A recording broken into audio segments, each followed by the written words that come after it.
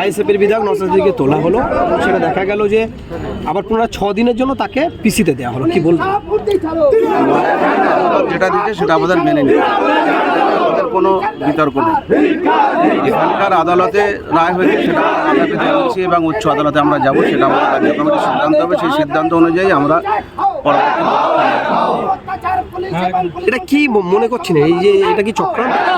100% চক্রান্ত। আমাদের বিধায়ক গরিব মানুষের স্বার্থে লড়ছে, চোরের বিরুদ্ধে লড়ছে, যারা তোলাবাজি তাদের বিরুদ্ধে লড়ছে, আবাস যোজনার পক্ষে লড়ছে, যারা গরিব মানুষ ঘর পায়। সুতরাং এ তো শাসক দল, তারা তো করবে যেটা চাইবে, যে সবসময় যারা অন্যায়ের প্রতিবাদ করে তাদের পক্ষে তো কোনোদিন সরকার থাকবে না। সুতরাং সেই চক্রান্ত করে ফাঁসাবার পরিকল্পনা। একমাত্র বিধায়ক আপনি বলছেন, তাহলে বামেদের আগামী দিনে কি হবে? মোর্চার বিধায়ক আপনারা সবাইও জানেন।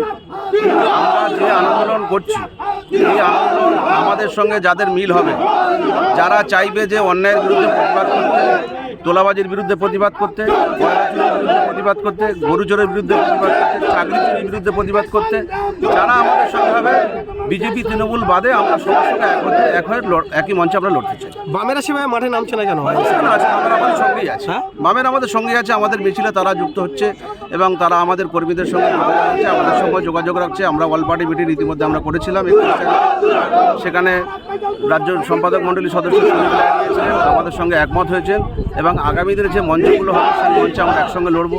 এবং আগামী রবিবার একটা আমাদের সর্বদলীয় বৈঠক থেকে আমরা সিদ্ধান্ত করবো কিভাবে আমরা আগাবো। এই যে পুনরায় পিসি দেওয়া, এতে কি না না না, নওশাদ সিদ্দিকী জেলে আছে, কিন্তু বাকি কর্মী তো জেলে নেই। নওশাদ সিদ্দিকী পশ্চিমবাংলার প্রতিনিধি, আমাদের বিধায়ক, কিন্তু বাকি নওশাদ সিদ্দিক প্রচুর পশ্চিমবাংলায় আছে।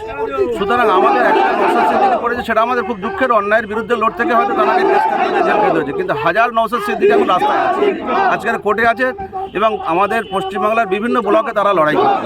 নওশাদ সিদ্দিকী জেল নিয়ে আমাদের এই বিষয়ে আইনের পথে চলবে এবং আইনগতভাবে যে লড়াই সেটা আমরা। আপনার পরিচয়? আমার পরিচয় আছে মোহাম্মদ শাহজাহান লস্কর, আইএসএফ পশ্চিমবঙ্গ রাজ্য কমিটির সহসভাপতি।